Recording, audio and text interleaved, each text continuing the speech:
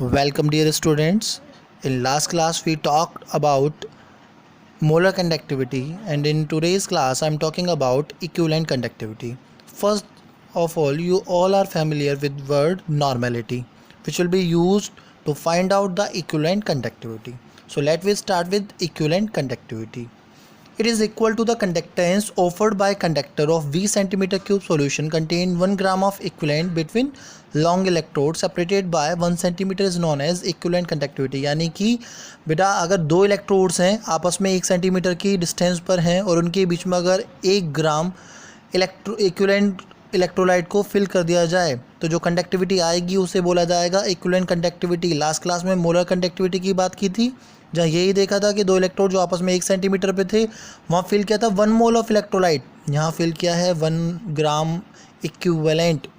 तो conductance offered by the 1 centimetre cube of the conductor क्या हो जाएगा कप्पा.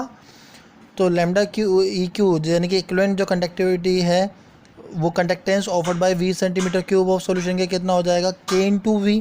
तो लैम्डा ई क्यू बराबर क्या आ गया आपके पास K/V. नॉर्मेलिटी का फॉर्मूला आपको पता है gram equivalent weight upon volume of solution into 1000. तो नॉर्मेलिटी को आप कैसे लिख सकते हो 1000 अपॉन V. क्यों कि जब नंबर ऑफ इक्विवेलेंट वेट आपको क्या दिया हो 1 ग्राम की बात कर रहे हैं हम वहाँ पर. नॉर्मेलिटी आपके पास क्या आ गया 1000 अपॉन V. अब आप यहाँ से V निकाल सकते हो. V बराबर क्या आ जाएगा 1000 अपॉन n. इक्वेशन 1 में V की वैल्यू यहाँ पे रख दिया तो लैम्डा ई क्यू की जगह लैम्डा ई क्यू, कप्पा की जगह कप्पा. V की वैल्यू कितने आ गए आपके पास 1000 अपॉन n. यूनिट निकालनी है लैम्डा ई क्यू की. K की क्या होती है सीमेंस सेंटीमीटर इनवर्स. नॉर्मेलिटी की क्या होती है ग्राम इक्विवेलेंट पर लीटर यानी कि ग्राम इक्विवेलेंट पर सेंटीमीटर क्यूब. तो आपकी ऐसा यूनिट आ गई लैम्डा ई क्यू बराबर siemens gram equivalent inverse centimetre square. अब हम बात करते हैं next topic which is cell constant. For a particular electrolyte cell the distance between two electrodes and their cross sectional area remain constant. Therefore their ratio L upon is known as cell constant. यहाँ cell constant की बात कर रहे हैं बेटा हम, यानी कि अगर किसी पर्टिकुलर इलेक्ट्रोलाइट्स की बात किया जाए और उनके जो दो इलेक्ट्रोड हैं उनके बीच की दूरी और डिस्टेंस को अगर कांस्टेंट रख दिया जाए तो जो L अपॉन A है उसे ही क्या कह दिया जाएगा सेल कांस्टेंट. कैसे कप्पा का फॉर्मूला था आपके पास, कप्पा बराबर होता है C/L अपॉन A जो अपन ने लास्ट क्लास में कैलकुलेट किया था. तो आप ऐसे लिख सकते हो L अपॉन A को L अपॉन A लिखा will be equals to K upon C.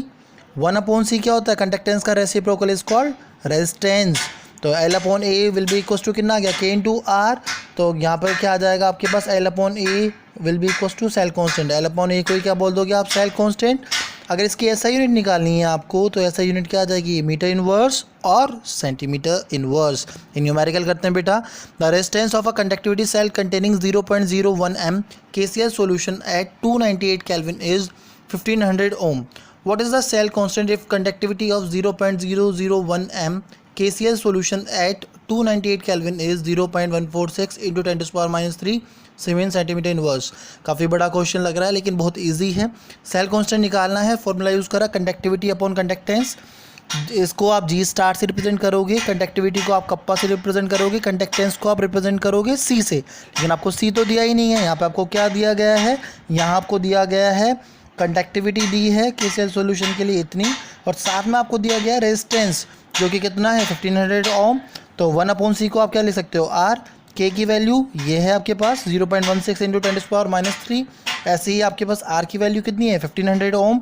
आपने सॉल्व किया तो आपके पास आंसर आ गया 0.219 सेंटीमीटर इनवर्स.